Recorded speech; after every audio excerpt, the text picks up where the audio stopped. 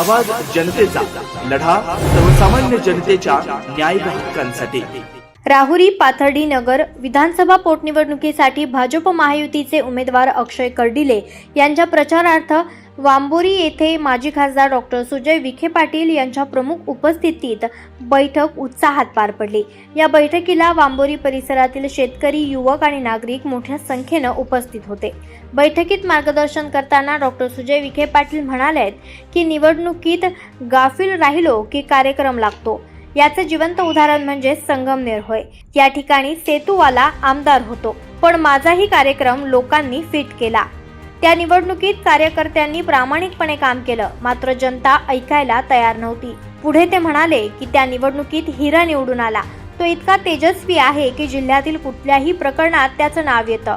आता खरात प्रकरणातही त्याचं नाव दिसतंय।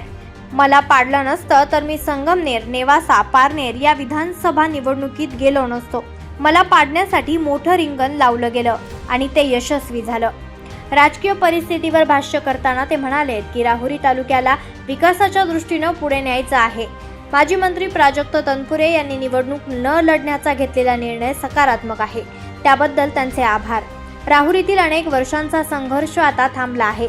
संघर्षातून अर्थकारण वाढतं पण विकास होत नाही। यावेळी ज्येष्ठ नेते सुभाष पाटील म्हणाले की स्वर्गीय आमदार अरुण काका जगताप यांच्या माध्यमातून माझी आणि स्वर्गीय आमदार शिवाजीराव कर्डिले यांची मैत्री झाली। कर्डिले यांना काम करणाऱ्या माणसांची ओळख आहे।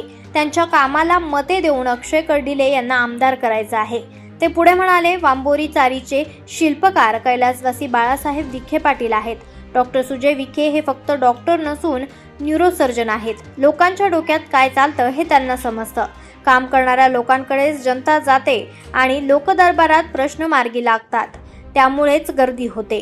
या बैठकीला उमेदवार अक्षय कर्डिले, ज्येष्ठ नेते सुभाष पाटील, भाजप तालुकाध्यक्ष सुरेश बानकर, सुखदेव कुसमुडे, त्याचबरोबर विक्रम तांबे, हरिभाऊ कर्डिले, उदयसिंह पाटील, प्रभाकर हरिश्चंद्र, किरण ससाने, भाऊसाहेब साठे, प्रशांत नवले, अशोक उंडे, ज्ञानदेव शिंदे, सुरेश सुंबे यांच्यासह वांबोरी परिसरातील नागरिक मोठ्या संख्येने उपस्थित होते।